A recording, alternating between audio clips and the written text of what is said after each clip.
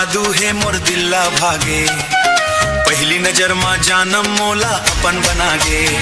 तोर नैना मा जादू रे दिल मोर हो गे घायल, रील बनावो संग तोर हो जाबो तुम वायरल। धीरे धीरे हंस देना मोर धड़कन हो गे बेहारे, तोर माया मा खो गे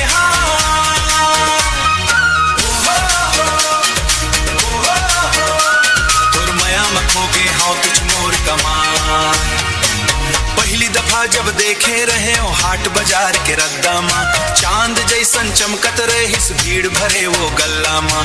काजर वाली आँखी तो मनला मोर चुरा लेगे, एक झलक माँ हाय रे सजनी जिंदगी भर भर भागे। एक झलक माँ हाय रे सजनी जिंदगी भर भर भागे। तोर बोली माँ मिठास ऐसन जैसे महुआ के रस, तोर संग बिताए हर पल लागे मोला खास। तोर संग बिताए हर पल लागे मोला खास।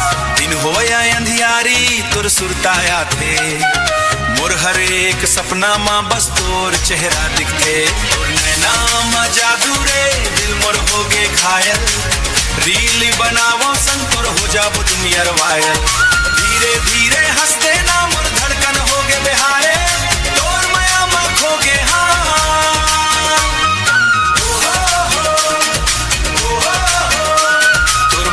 हो गे हाँ तुझ मोर कमाल।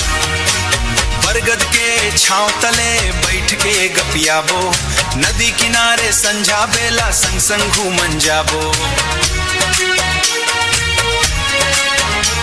तोर हाथ में मोर हाथ होए बस यही अरमान, दुनिया चाहे कुछ कह दे निभाऊं मैं पहचान।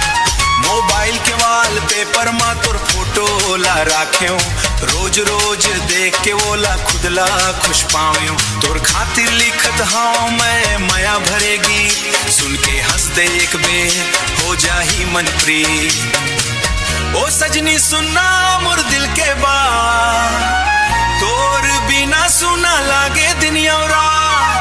माया के डोरी माँ बंध गे हवे परान, तू रही बेसंग मोर यही भगवान ले मान।